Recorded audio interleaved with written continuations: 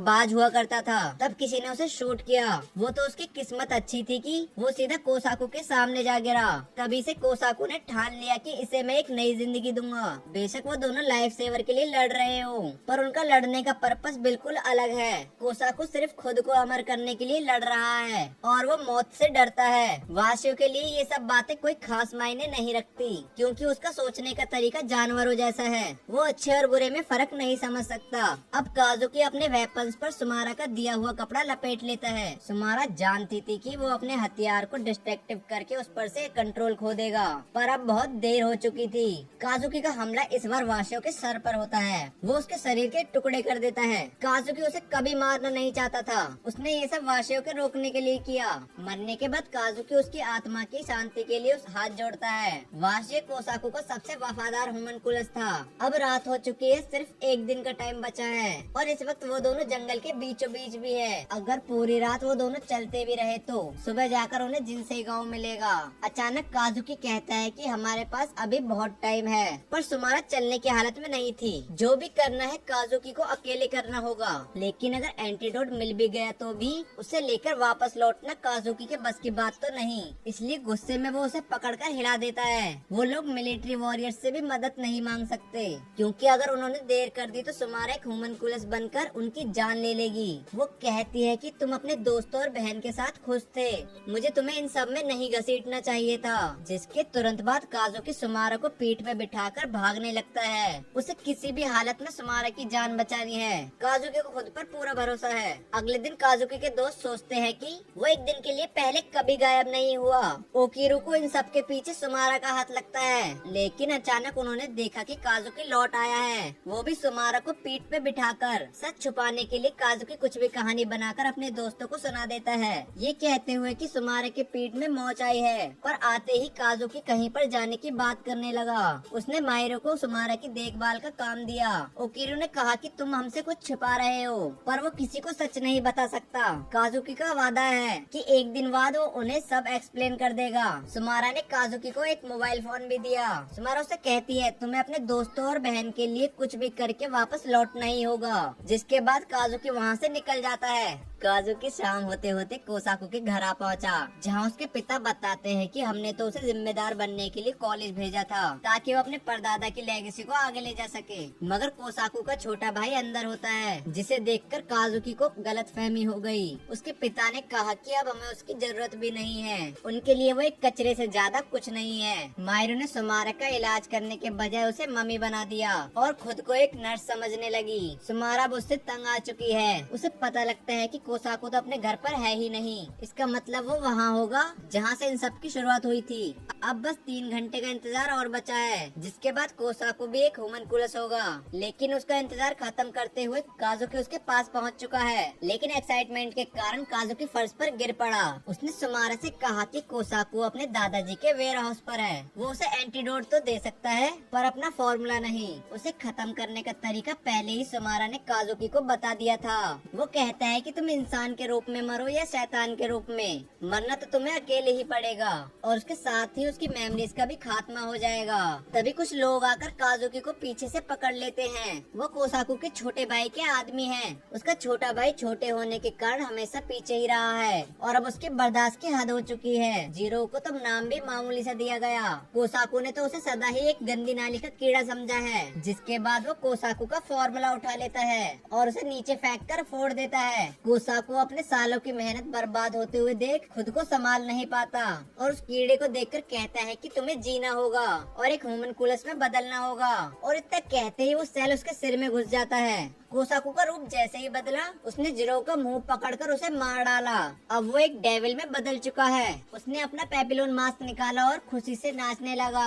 अब कोसाकू के शरीर पर एक गोली तक असर नहीं करने वाली। वो सारे बॉडीगार्ड को भी खत्म कर डालता है। सुमारा भी इस बारे में जान चुकी है। उसे अब भी एंटीडोट की जरूरत है और इस बार तो काजुकी का कोकुगाने भी एक्टिवेट नहीं हो पाया। कोसाकू को अब भूख लगने लगी है। काजुकी को वहीं पर छोड़कर निकल लेता है और सामने जो भी आता है उसे अपने अंदर निचोड़ लेता है। काजुकी इस वक्त बेहोश था। उसने किसी तरह सुमारा का कॉल उठाया और कहा कि मैं अब भी लड़ सकता हूँ। हालांकि इस वक्त वो उठने की हालत में भी नहीं था। सुमारा ने उसे एंटीडोट लाने से भी मना कर दिया। इसी बीच उसके दोस्त भी सुमारा के पास आ जाते हैं और ओकिरो उसकी मदद के लिए हमेशा तैयार है। सभी उससे जल्द ही मिलना चाहते हैं। माहिरो ने तो सुमारा की पूरी जिम्मेदारी ले ली है। उसने काजुकी को चिंता करने से मना कर दिया। अब सबसे बात करके काजुकी स्ट्रॉन्ग महसूस कर रहा है। सबने उसे एंटीडोट लाने के लिए और मोटिवेट कर दिया। वहीं कोसाकू अपने ही घर में आतंक मचा रहा है। उसके डैड को लग रहा है कि ये जीरो है और कहीं से पार्टी करके आ रहा है, मगर कोसाकू ने तो अपने डैड तक को नहीं छोड़ा और उनकी आत्मा को खा लिया। अब एक ह्यूमनकुलस पेपिलोन का जन्म हो चुका है। तभी उसने देखा अपने सामने खड़े काजुकी को, जिसने अपना कोकुगाने बाहर निकाला हुआ था। इस बार उसके पास 2 कोकुगाने होते हैं, जिन्हें वेपन्स में बदलकर वो कोसाकू पर वार करने आगे बढ़ता है। लेकिन 2 हथियार को एक साथ हैंडल करना कोई बच्चों का खेल नहीं है। कम से कम उसने कोसाकू को थोड़ा जख्मी तो कर ही दिया है। सुमारा ने फोन पर बताया कि उसने इनकम्प्लीट मैटर का इस्तेमाल करके अपनी बॉडी को आधा ह्यूमनकुलस बनाया है, जिससे उसे फ्यूचर में आगे भुगतना पड़ेगा।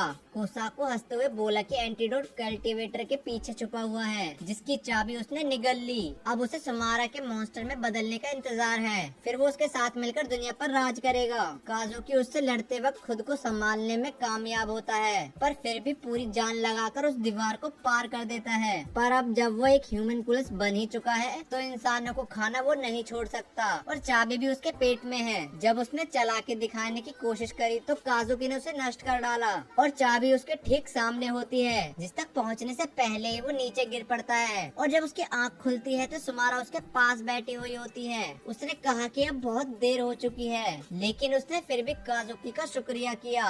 जब कल की न्यूज टीवी पर दिखाई जा रही थी तब काजुकी के दोस्त भी कैमरा में घुसकर काजुकी से कुछ कहने की कोशिश करते हैं। फिर हमें सुमारा और काजुकी को दिखाया जाता है। काजुकी को दुख है कि वो अपने शब्दों पर खरा नहीं उतर पाया, यहाँ तक कि कोसाकू ने उसे पाखंडी भी कहा। तभी कोई उनके पास आकर प्रवचन सुनाने लगता है और काजुकी को बैटल के लिए मोटिवेट करता है। उसे अगली बैटल के लिए खुद को तैयार करना होगा।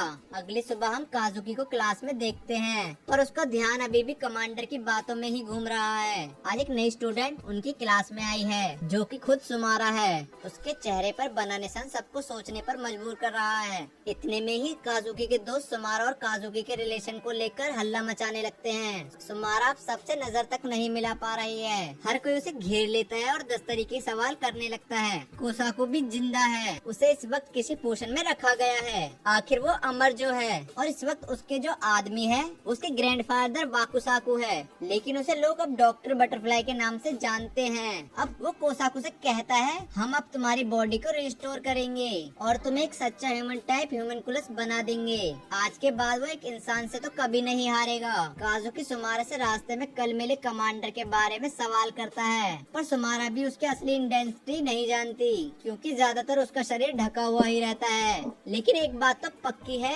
अगर उसने बैटल के बारे में बताया है तो युद्ध तो होकर ही रहेगा। इसी बीच वो देखता है कैप्टन ब्रावो को, जिसे देखते ही सुमारा समझ गई कि यही उनका कमांडर है। वो उनके स्कूल में डोरीमेट्री का सुपरवाइजर है। सुमारा और काजुकी को बहस करते देख ब्रावो कहता है, तुम दोनों को खुद को इंट्रोड्यूस करना चाहिए। लगभग 100 साल पहले जब बाकासाको एक इंसान हुआ करता था, जब एल्केमी का मतलब अलग हुआ करता था, उसने तभी से कोकुगाने और ह्यूमनकुलस की स्टडी करनी शुरू कर दी थी। और उसी के बारे में ब्रावो सुमारा और काजुकी को बता रहा है। भयंकर युद्ध के बाद वो जापान लौट गया था। बाकासाको पर स्टडी करने के बाद उनके पास 2 केस आए जो आपस में जुड़े हुए थे।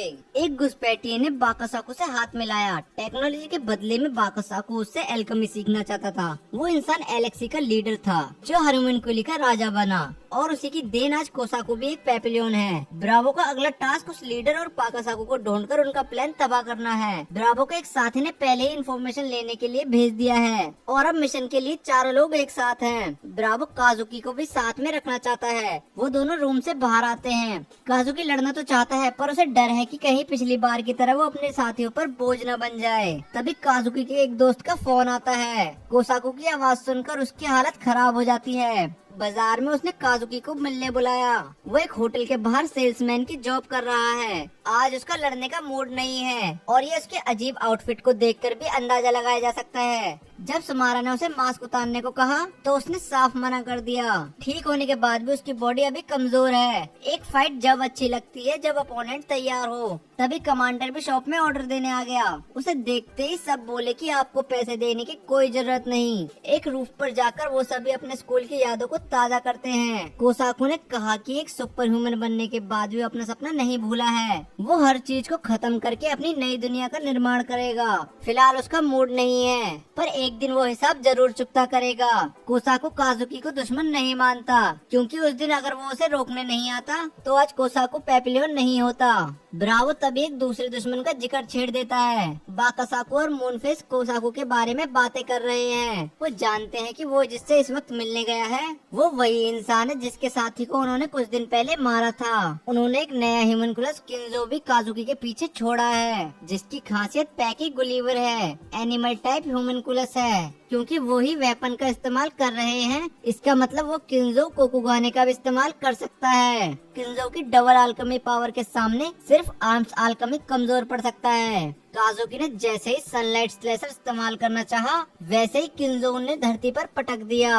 सुमारो को अपनी कोकुगाने इस्तेमाल करने से पहले ही ब्रावो उसे रोक देता है। वो जानता है कि किंजो एक कोकुगाने नंबर 52 है, जो उसे मूनफेस ने दिया है। जब किंजो ने हमला ब्रावो पर किया तब उसके सिल्वर शील्ड ने उसे बचा लिया। अगले अटैक के लिए किंजो के पास ड्रिल वेपन था, मगर वो भी नाकाम हो जाता है। ब्रावो काफी ज्यादा ताकतवर है, उसे लड़ते वक्त इमोशंस को कंट्रोल करना आता है। अगर एलेक्सी को इसी तरह इग्नोर किया तो वो अपनी गिनती बढ़ाकर कमजोरों को अपना शिकार बनाना शुरू कर देंगे। इसीलिए काजुकी एक एल्केमी वॉरियर बनना चाहता है। ब्रावो भी उसे अपने तरीके से ट्रेन करने के लिए राजी हो गया। सुमारा भी अब उसके साथ ट्रेनिंग करेगी, नहीं तो उसे भी कोई न कोई मार डालेगा। अचानक किंजो फिर से अजीब आवाज निकालने लगता है। ब्रावो उससे एलेक्सी की सारी इन्फॉर्मेशन निकलवाना चाहता है। उसके कुछ बोलने से पहले ही किसी ने उसे भाले से मार डाला। मारते वक्त वो कहता है कि कुकुगाने तो काफी हैं, पर उनका नंबर उन्हें खास बनाता है। इतना कहते ही किंजो गायब हो जाता है। उसी का एक साथी स्कूल में इधर उधर घूमते हुए देखा जाता है और कोसाकू को देखते ही वो बच्चे रफू चक्कर हो जाते हैं। कोसाकू के पास इस वक्त कोकुगाने नहीं है, इसलिए उसे बाद में खत्म करेंगे। साथ ही उनका निशाना एलेक्सी भी होगी, पर उसकी तैयारी उन्हें ठीक से करनी होगी। सबसे पहले काम होगा उनके बेस का पता लगाना। ब्रावो ने सुमारा की दी हुई रिपोर्ट्स को पढ़ा कि उसका सनलाइट हार्ट काफी पावरफुल है, इसलिए वो अभी ह्यूमन टाइप ह्यूमनकुलस को नहीं हरा सकता। इसलिए आज उसकी स्पेशल ट्रेनिंग होगी। ब्रावो और काजुकी मैस में ऐसे कहते हैं जैसे हफ्ते भर से भूखे हो। ये ट्रेनिंग का पहला हिस्सा है। माहिरो ने अभी तक सुमारा का पीछा नहीं छोड़ा है। वो उसे इरिटेट करने का कोई मौका नहीं छोड़ती। सुमारा ने किसी तरह कुछ बहाना बनाया और वहाँ से निकल आई। जब वो कॉरिडोर में होती है तभी उसकी खबर एक ह्यूमनकुलस तक पहुँच जाती है। वो याद करती है कि आज ब्रावो ने उसे स्पेशल कोकुगाने भी दिया था और कहा कि उसे काजुकी से ज्यादा सॉफ्ट होने की जरूरत नहीं है। उसे अपने अंदर के वॉरियर को फिर जगाना होगा, नहीं तो वो खुद भी मारी जाएगी। तभी सुमारा देखती है कि उसके रूम में कोई झांक रहा है। वो इतनी तेज फ्रिक्वेंसी निकालता है कि सबके कान फटने लगते हैं। एक एक करके सब उठने लगते हैं। उसी बीच सुमारा ने ट्रांसमीटर से उसकी फ्रिक्वेंसी को तोड़ डाला। इस ह्यूमनकुलस का नाम जिन्नई है। सुमारा ने देखा कि हॉस्टल में हर कोई गोबलिन बन चुका है और जिन्नई ने ऐसा सिर्फ अपने साउंड से किया। पर सुमारा को पता है कि अगर उससे बचना है तो जिन्नई के साउंड से दूर रहना होगा। पर रास्ते में काजुकी के दोस्त उसे पकड़ लेते हैं। मायरो भी उससे आकर चिपक जाती है। वहीं सारे स्टूडेंट और स्टाफ सुमारा को लास्ट में घेर लेते हैं। वहीं काजुकी और ब्रावो कड़ी ट्रेनिंग में लगे हैं, लेकिन ये तो सिर्फ वार्म अप था। काजुकी को शक है कहीं एलेक्सी के सामने उसकी टीम कमजोर न पड़ जाए। इस वक्त सुमारा की हालत खराब है, तभी उसने अपने वल्कारियन स्कर्ट का इस्तेमाल किया। ऐसा करते ही जिन्नई हैरान हो जाता है कि एक इंसान उसकी चाल को कैसे विफल कर सकती है। इसी बीच सुमारा ने उस पर पलटवार किया, लेकिन एक लड़की को आते देख जिन्नई उसे पकड़कर बलि के बकरे की तरह इस्तेमाल करता है। और फिर हम चारों ओर खून के धब्बे देखते हैं। फिर वो दोनों स्कूल से दूर आ गए। जिन्नई ने कहा कि वो सुमारा के टुकड़े करके उसे मजे से खाएगा। उसने बताया कि होमुनकुलस की टेस्ट एबिलिटी इंसान के मुकाबले अच्छी होती है। उन्हें फ्रेश मीट खाना पसंद होता है, इसलिए ज्यादातर वो लोग स्कूल को टारगेट करते हैं। करीब 7 साल पहले एल्केमिक वॉरियर की लापरवाही के कारण उन्होंने स्कूल के कई बच्चों को खो दिया था, और इस बार वो लोग ऐसी गलती नहीं कर सकते। काजुकी को लगता है कि उसे अपने दोस्तों का ध्यान रखने वापस लौटना होगा। वहीं जब सुमारा जिन्नई पर वार करती है, वो दर्द की एक्टिंग करने लगता है। सुमारा ने जब उससे एलेक्स की एड्रेस पूछा तो वो बहाने मारने लगा। हम लोग के बीच ही सुमारा उसकी गर्दन उड़ा देती है, लेकिन इसी बीच कोसाकू भी वहाँ आ जाता है और सुमारा से लड़ने आगे बढ़ता है। वो उसकी वल्करन स्कर्ट के टुकड़े कर देता है। स्कूल में भी सबको होश आ चुका है। अच्छी बात ये थी कि वो आधी नींद में थे, तो उम्मीद है सुबह तक उन्हें कुछ याद नहीं रहेगा। ट्रेनिंग के बाद काजुकी का हाल भी बेहाल है। सुमारा इसलिए नहीं चाहती थी कि वो काजुकी को इन सब में घसीटे। ब्रावो को भी लगता है कि उसने हर चीज को कॉम्प्लिकेटेड और खतरनाक कर दिया है, लेकिन एक वॉरियर होते हुए उसे इन सब की आदत है। युद्ध जीतने के लिए कुछ जानों की आहुति तो देनी ही पड़ती है। अगली सुबह सुमारा को स्कूल की छत पर खड़ा हुआ दिखाया जाता है। वो हर दुश्मन और हर होमुनकुलस को मार डालना चाहती है। जब काजुकी को एक लड़की बुलाने आती है तो वो उसे ब्रावो समझ लेती है। जब कुछ देर बाद सुमारा ने उसे फर्श पर पड़ा हुआ देखा तो आराम करने को कह दिया। वो चिल्लाते हुए बोलता है कि उसे स्ट्रॉन्ग बनना है। तभी सुमारा ब्रावो से कह देती है, आपकी चेलों को आराम के लिए छुट्टी दे दीजिए। एक बार फिर वो अनजान लड़की दिखाई गई। वो जाते वक्त कहती है कि मुझे अपने छोटे भाई के साथ घर जाना है। वहाँ पर ओकिरू भी आता है, जो काजुकी को मारते हुए कहता है कि उसे सुमारा का ध्यान रखना नहीं आता, मगर सुमारा ने खुद उसे सबक सिखा दिया। वो सुंदर लड़की वापस लौट आई। काजुकी ने उसका छाता वापस कर दिया। केंडो के दौरान जब हायासाका ने ओकिरो की चटनी बना डाली तो उसका कोच काफी खुश हो गया। इसी तरह वो जल्द ही ब्लैक बेल्ट ले लेगा। काजुकी को लगता है कि वो भी उसी की तरह स्ट्रॉन्ग बन सकता है। क्लब का पार्ट ना होते हुए भी काजुकी को मौका मिला, जिसका वो भरपूर फायदा उठाना चाहता था। काजुकी ने आज से पहले कभी केंडो नहीं सीखा। हायासाका ने उस पर ग्यारिकिटो अटैक किया, जिसमें 2 तलवारों का एक साथ इस्तेमाल होता है, जिसके कारण बेचारे काजुकी को चोट लग जाती है। शुक्र है कि ये असली तलवार नहीं है। वो लड़की बताती है कि हायासाका ही मेरा छोटा भाई है और उसकी शक्ल अपनी छोटी बहन से काफी मिलती भी है। काजुकी ने उसे चैलेंज सिर्फ स्ट्रॉन्ग बनने के लिए किया था। क्या पता उसे कोई सीक्रेट पता लग जाए। हायासाका फ्यूचर में भी फाइट्स जारी रखेगा। जिन्नई से कांटेक्ट टूटे एलेक्सी को काफी टाइम हो चुका है। शायद किसी एल्केमिक वॉरियर ने उसे धो डाला है। खबर इतनी ही है कि उसे मारने वाले सेम स्कूल के ही लोग थे जहां कोसाकू गया था। बाकासाकू को कोसाकू से काफी उम्मीद है। उसने कोसाकू को जिनसे स्कूल के सभी बच्चों को मारने का ऑर्डर दिया।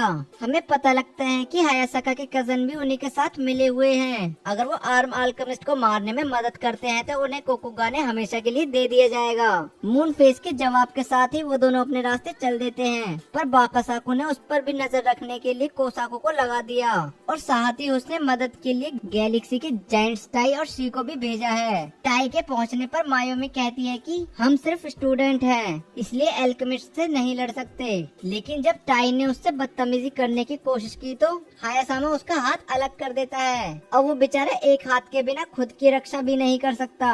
अब शी और टाई को मिशन के लिए तो जाना ही होगा, पर दोनों भाइयों को प्लान है कि वो मायोमी को अलग करके उसका कोकुगाने छीन ले। रास्ते में मायोमी कहती है कि हमें किसी दूसरे की मदद के बिना ही एल्केमिस्ट वॉरियर को खत्म करना होगा। अगले दिन हायासाका काजुकी को खुद मजा चखाता है। फिर भी काजुकी को लगता है कि वो ठीक है, पर उसकी हालत तो डॉक्टर ही जानता है। मायोमी ने जैसे ही हायासाका की शक्ल देखी तो उसकी दीवानी हो गई। हायासाका ने काजुकी की तारीफ करी और उसे प्रैक्टिस करते रहने को कहा। सुमारो को लगता है कि काजुकी अपने डिसीजन से भटक रहा है। शाम को मायोमी भी हायासाका के साथ घर जाने की बात करती है। आज हायासाका का पब्लिक बात में जाने का प्लान है। फिर हम चलते हैं सीधा पब्लिक बात की ओर, जहाँ पर सुमारा काफी शर्मा रही होती है। जब मायरू ने मायोमी की फैमिली के बारे में पूछा तो वो कहती है कि मेरा सिर्फ एक भाई ही है, उसके अलावा उसके पास और कोई नहीं है। दूसरी ओर काजुकी और उसके दोस्त हायासाका की सुंदरता को देखकर हैरान है। तभी वो कोसाकू वाला मास्क निकाल कर लगा लेता है, जिसे देखकर काजुकी थोड़ा हैरान हो गया। हायासाका उसे कई सारे हिंट्स बार बार देता है और आखिर में कहता है कि दुश्मन तुम्हें ज्यादा मौका नहीं देगा। ये सुनकर काजुकी का शक यकीन में बदलने लगा। अब इतने सारे हिंट्स लेने के बाद आर्क्स आर्कम वाले कोई लापरवाही नहीं बरतना चाहते। ब्रेवो ने उन्हें और चौकन्ना होने को कह दिया। अब उनका गोल सिर्फ होमुनकुलस का नामो निशान मिटाने के लिए उनके अड्डे का पता लगाना होगा, वो भी मासूम लोगों की जान बचाते हुए। तभी स्कूल में शी और टाई हायासाका के कजन जैसे कपड़े पहनकर आ जाते हैं। जब मायुमी और सुमारा काजुकी को लेकर बहस कर रहे होते हैं, तभी टाई और शी दोनों अंदर चले आते हैं। काजुकी और हायासाका भी उनकी मदद करने के लिए तैयार ही थे। काजुकी सीधे आकर उन पर सनलाइट अटैक कर देता है। दोनों भाई किसी तरह अपनी जान बचाकर बाहर की ओर भाग पड़ते हैं। स्कूल में जैसे ही फायर अलार्म बजता है, चारों ओर भगदड़ मच जाती है। अब हायासाका के कजन्स को सुमारा का राज भी पता लग चुका है। सुमारा के हिसाब से काजुकी को स्कूल में इस तरह की फाइट नहीं करनी चाहिए। उसने शी की हालत खराब कर दी और तभी वो टाई को भी अच्छे से डिफेंड कर पाता है। देखकर पता लगता है कि काजुकी पहले से स्ट्रॉन्ग बन चुका है। उसकी स्ट्रॉन्ग बनने की इच्छा काफी प्रबल हो चुकी है, जिसने उसकी काफी मदद भी करी। काजुकी ने अपने जोरदार हमलों का इस्तेमाल करके टाई और शी को गायब कर डाला, लेकिन असली दुश्मन तो उनके सामने खड़े हुए होते हैं। शाम को वो चारों एक दूसरे के सामने खड़े दिखाई देते हैं। सुमारा अब जब उन्हें दुश्मन मान ही चुके हैं तो उन्हें खत्म करना होगा। अभी उन्हें इंतजार करना होगा ताकि सिक्योरिटी गार्ड्स पेट्रोलिंग पर निकल जाए। हायासाका बोलता है कि उन प्रोमिसेस का क्या जो काजुकी ने आम लोगों से किया था कि वो एक स्ट्रॉन्ग वॉरियर बनकर निकलेगा। काजुकी ने पहले तो हायासाका को बचाने का सोचा था। वो नहीं जानता था कि एक दिन उसे हायासाका के खिलाफ खड़ा होना पड़ेगा। जैसे ही गार्ड्स पेट्रोलिंग के लिए निकले, उन्हें आपस में मुकाबला करने का मौका मिल गया। इसी बीच हायासाका उनके सामने आ खड़ा होता है और कहता है कि अब उनका मरने का टाइम आ चुका है। पर इस बार मायुमी उसके साथ नहीं थी। हायासाका ने दुश्मन पर तरस खाकर काजुकी को पहला हमला करने का मौका दिया। वो अपने वेपन लेकर सीधा हायासाका की ओर बढ़ता है और जैसे ही उसके कुकुगाने को छूता है, काजुकी पीछे जा गिरता है। अगले वार के साथ ही उन दोनों में खूंखार लड़ाई शुरू हो जाती है। हायासाका के पास एक कटाना है जिससे वो काजुकी को धराशायी कर देता है। हायासाका उसे एक बार भी मौका नहीं देना चाहता था। कुछ देर बाद वो दोनों बाहर आ जाते हैं, पर अचानक अनजान हमला उस पर होने वाला होता है। तभी सुमारा आकर उसे बचा लेती है। हायासाका अब एक डेथ मैच चाहता है। काजुकी अपना मन पक्का करके कहता है कि अब मैं भी मुकाबले के लिए तैयार हूँ। इसी के साथ काजुकी हायासाका पर वार कर देता है, लेकिन उसके सामने टिक पाना हर किसी के बस की बात नहीं है। अगले हमले के लिए काजुकी ने सनलाइट क्रशर का इस्तेमाल किया, पर हायासाका का ब्लेड अपोनेंट की एनर्जी अब्सॉर्ब कर सकता है। उसकी तलवार समुराई एक्स के सीन हार्ट से हार्ट अटैक फीका पड़ जाता है। तभी सुमारा ऊपर खड़ी हुई मायुमी को देखती है, जो वहीं से उस पर अटैक करने वाली है। ब्रावो को उनकी चिंता हो रही थी, इसलिए उसने काजुकी के दोस्तों से उसके बारे में पूछा। मायरू उसे वहाँ देखकर थोड़ा हैरान है, मगर तभी वहाँ पर सारी चीजें हिलने लगती हैं, जैसे भूकंप आ रहा हो। मायुमी ने सुमारा पर शूट करने की कोशिश तो करी, पर वो कुछ खास नहीं कर पाई। मायुमी का हुलिया देखकर सुमारा को उस पर शक हो रहा है। मायुमी की डॉल दुश्मन की स्ट्रेटेजी को मैनिपुलेट कर सकती है, जिसने अभी वल्कैनिक स्कर्ट को तोड़ डाला। लगता है मायुमी की एंजल डॉल सुमारा से ज्यादा शक्तिशाली है। सुमारा ने इस बार जैसे ही हवा में छलांग लगाई, वैसे ही मायुमी ने उस पर हमला शुरू कर दिया, लेकिन सुमारा के हाथों के जंप को रोकते हुए वो डॉल उसके मुंह पर चिपक जाती है। मायुमी को उसने वहाँ से भागते हुए देखा।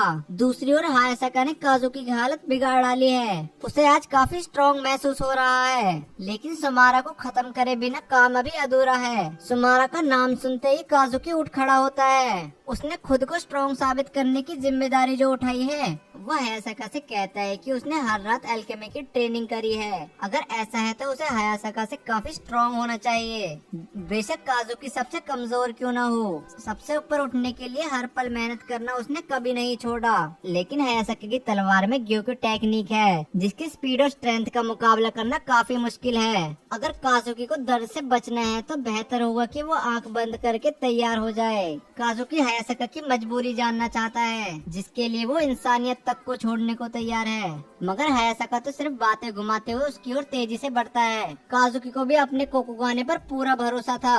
कोकुगाने तक पहुंचने से पहले ही उसकी तलवार रुक गई।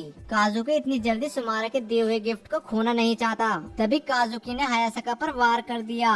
इससे पहले कि उसे कुछ होता, मायुमी उस पर ऐसा मैजिक करती है जिससे हायासाका की चोट वो अपने शरीर पर ले लेती है। अगर वो एक ह्यूमन कोरस होते तो इतनी जल्दी उनका घाव नहीं भरता। सुमारा कहती है कि ये दोनों दोनों जरूर डिसाइपल्स हैं, जो वो इंसान होते हैं जो होमनकुलस को फॉलो करते हैं। हर बार एक इंसान की शक्ति सोखने के बाद उनकी एल्केमी पावर्स बढ़ जाती है। ये ह्यूमंस जरूर एलेक्सी कम्युनिटी के साथ मिले हुए हैं। हायासाका की चेस्ट पर एक निशान भी है जो उनकी रक्षा करता है। हायासाका भी एक होमनकुलस बनना चाहता था, लेकिन उसकी बीमारी के कारण और साथ हुए भेदभाव के कारण हायासाका और मायोमी के साथ आए और उन्होंने एक दूसरे के साथ रहने का वादा किया।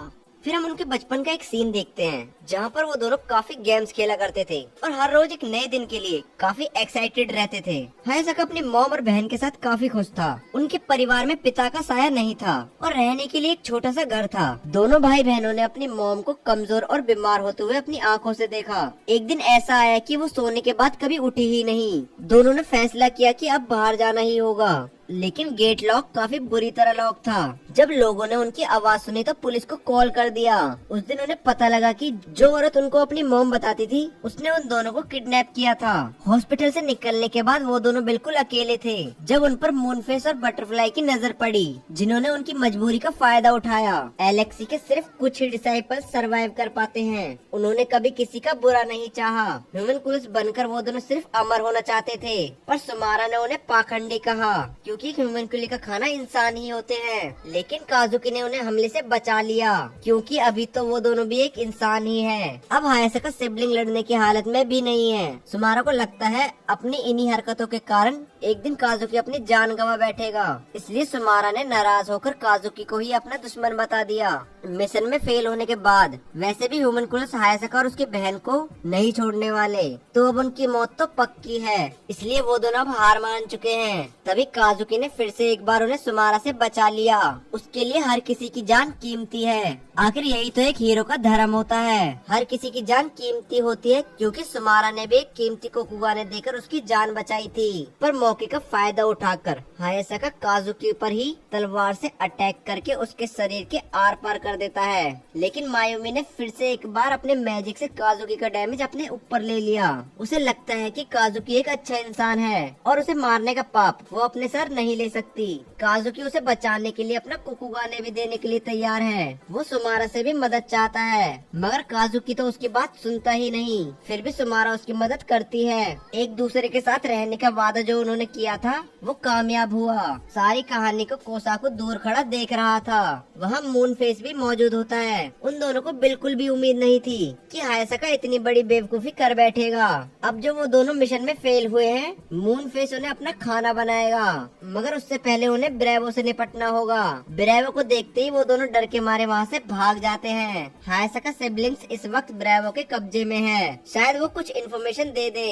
काजुकी के दोस्तों को जब नर्स ने रोका तो काजुकी आकर उन्हें अपने रिश्तेदार बताकर जबरदस्ती अंदर घुस आता है। मायुमी के रूम में रोजनडॉल ब्रावो और सबका वेलकम करती है। वो एक आर्म्स एल्केमी का जादू है जो वल्कारिन स्कर्ट का मजाक उड़ाती है, लेकिन उन सबकी असलियत जानकर उस डॉल की हालत खराब हो जाती है। काजुकी को पता लगता है कि हायासाका आज सुबह ही डिस्चार्ज होकर चला गया था। उसे अपने लिए एक स्वॉर्ड मास्टर की तलाश है। ब्रावो ने कहा कि उसे कम से कम एक हफ्ते में एक बार उनसे मिलना होगा। बचपन से ही उसने मायुमी ने एक साथ रहने की आदत डाली हुई है। हायासाका काजुकी के लिए एक मैसेज भी छोड़कर गया है। जब मायुमी ठीक हो जाएगी तब काजुकी और बाकी सब साथ में लंच पर चलेंगे। मायुमी के फ्लावर्स की खुशबू हायासाका तक पहुंचती है तो वो उसे फिर से याद करता है। तो शाम को हम सबको बाहर देखते हैं जहाँ रोजन सुमारा से काफी नाराज दिखती है क्योंकि उसने हायासाका और मायुमी को मारने की कोशिश करी थी, पर उसके सामने कौन ही बोल सकता है। ब्रावो कहता है कि एलेक्सी नॉर्थ के ह्यूमनकुलस की बनाई ऑर्गेनाइजेशन है जिसमें अनगिनत कोकुगाने हैं। उनका बेस जिनसई के जंगलों में मिला है। एल्केमिस्ट को बिना कोई मौका दिए उन्हें खत्म करना होगा। उस दिन ब्रावो को काजुकी पर पूरा भरोसा है, उसमें एक वॉरियर बनने की पूरी काबिलियत है। कुछ देर बाद काजुकी अपने दोस्तों के पास पहुंच जाता है। वो सब उससे मायुमी की हालत के बारे में जानने की कोशिश करते हैं। उसे फिलहाल अपनी काफी क्लासेस मिस करनी होगी। ओकिरो को लगता है कि काजुकी सुमारा के साथ कुछ ज्यादा ही टाइम बिता रहा है। उनके कई सारे प्लान्स पिछले दिनों में बर्बाद हुए हैं, इसलिए छुट्टियों के लिए नए प्लान्स बनाने होंगे, जिसके लिए बीच एक अच्छा आइडिया होगा। कोसाकू आते हुए सुनता है मिस्टर बटरफ्लाई का कहना है कि सभी को बैटल में भाग लेना होगा, लेकिन उसे कोसाकू की एबिलिटी पर शक है क्योंकि क्योंकि कोसाकू हमेशा बेवकूफी करता है और इसलिए वो इस वक्त आधा होम्युनकुलस बनकर घूम रहा है। पर कोसाकू बाहर खड़ा सब सुन रहा होता है। वो अपने दादाजी के मुंह से ये सुनकर काफी हैरान और फ्रस्ट्रेटेड भी है। उसने कहा कि उसके दादाजी ने उसके अंदर के छिपे हुए शैतान को जगा दिया है। अब वो अपना असली रूप दिखाने के लिए तैयार है। विला की ओर बढ़ते हुए ब्रावो की नजर एक फैक्ट्री पर पड़ती है। शायद यही वो विला है जिसकी उन्हें तलाश है। गोजेन ने बताया कि उन्होंने बिना कोड के दरवाजा खोला तो मुसीबत हो सकती है। ब्रावो के पास एक पिस्टल है जिसे लेकर उसे काफी कॉन्फिडेंस है। बिना टाइम गवाए सुमारा अपना कोकुगा ने निकाल लेती है और सबके साथ अंदर की ओर बढ़ती है। थोड़ी देर में सब एलेक्सी के कंट्रोल रूम में होते हैं जो मिस्टर बटरफ्लाई की लैब भी है। लेकिन एयर रिकवरी फ्लैश तो वहाँ पर है ही नहीं। मूनफेस ने कहा कि उसे बटरफ्लाई अपने साथ ले गया। साथ ही उसने अपनी आम साल कमी भी दिखाई। उसके कुछ बेवकूफी भरे सवालों के जवाब में ब्रावो ने उसमें पंच दे मारा और इसी के साथ ही काजुकी और सबको लेकर वहाँ से फरार हो जाता है। ब्रावो को लगता है कि वो आसानी से मूनफेस की छुट्टी कर सकता है। लेकिन जब काजुकी स्कूल पहुंचा तो वहाँ पर काफी स्मोक फैला हुआ था और कोई भी मोबाइल्स का यूज नहीं कर पा रहा था। तभी स्टूडेंट्स को